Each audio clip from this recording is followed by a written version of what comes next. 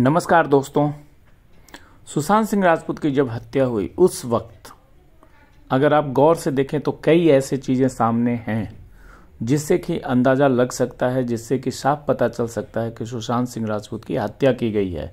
परंतु अभी तक 1.5 साल बीत चुके हैं और जांच एजेंसियों को ये बातें समझ में नहीं आई कि ये हत्या है या आत्महत्या है, और वो लगातार अंधेरे में तीर चला रहे हैं।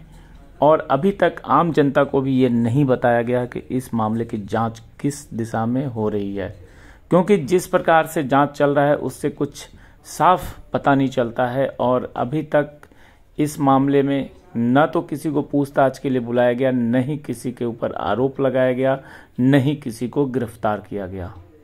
ये बातें मैं कह रहा हूं हत्या एंगल की, क्योंकि एनसीबी ने तो अपना काम चलो अपने तरीके से कर रहा है। उसने कई लोगों से पूछताछ भी किया, कई लोगों को बुलाया भी।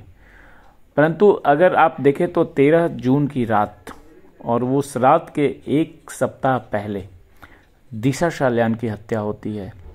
और उसी दरमियान रिया चक्रवर्ती सुशांत सिंह राजपूत से लड़ाई झगड़ा कर करके और वो उनके घर से अपने सारे सामान लेकर के निकल जाती है। और साथ ही साथ उसके बाद उसने सुशांत सिंह राजपूत को हर जगह से ब्लॉक कर दिया।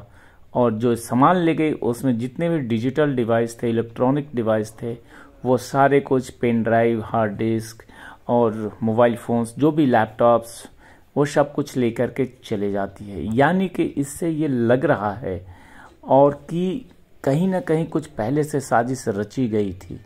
और दूसरी बात ये भी है कि उसके बाद की अगर आप गौर करें तो जिस प्रकार से सिद्धार्थ पिठानी ने चाबी वाले को बुला करके और वहाँ पे तुरंत आनन फानन में ताला तुड़वा करके, और जैसा कि वो कहता है कि तुरंत 1 घंटे के अंदर सब कुछ हो गया और ताले तोड़ने वाले आ गए, और सबके आने से पहले ताला भी टूट चुका था और उसको पैसे दे करके उसको विदा भी कर दिया गया था, जिसने ताला तोड़ा, जिसने लॉक खोला।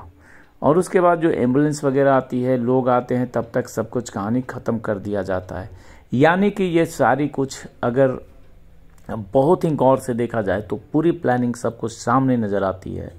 और इस प्लानिंग में जितने लोग शामिल थे वो आज के डेट में सब लोग बाहर घूम रहे हैं। जबकि माना यह जाता है कि जो लोग नज़दीकी होते हैं, जैसे कि रिया चक्रवर्ती नज़दीकी है, सिद्धार्थ पिठानी तो उसी बिल्डिंग में रहता था, बॉडीगार्ड, हाउस मैनेजर, घर के 2 नौकर, ये सारे लोग नज़दीकी थे। लेकिन इन लोगों से अभी तक सख्ती से पूछताछ तक नहीं की गई है। और जब तक अगर आप सख्ती से पूछताछ नहीं करते हैं और सबको अलग अलग तरीके से पूछताछ नहीं करते हैं, एक्चुअली मैं कोई जांच एजेंसी नहीं हूं, लेकिन एक सिंपल सा इंसान भी इस बात पे गौर करेगा कि बहुत ही अलग तरीके से जांच पड़ताल होनी चाहिए ताकि इस मामले में खुलासा कुछ हो। लेकिन अभी तक ऐसा कुछ नहीं हुआ है और हमें सिर्फ इंतज़ार है।